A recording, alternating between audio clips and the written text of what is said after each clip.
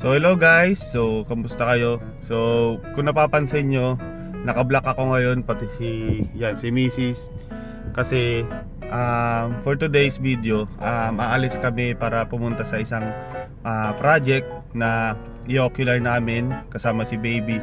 So ngayon i-expose na namin si baby sa industry na kalalakihan niya talaga, which is sa construction.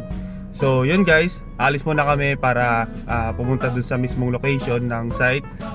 And ayun guys, samahan nyo kami sa aming vlog today.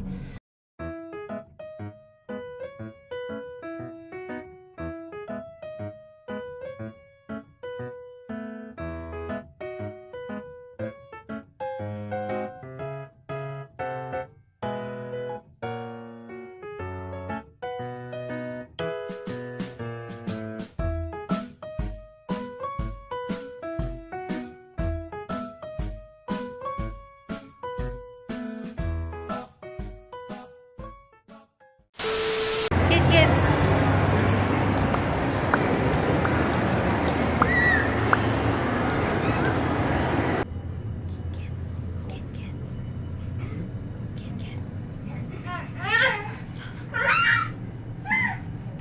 A few moments later.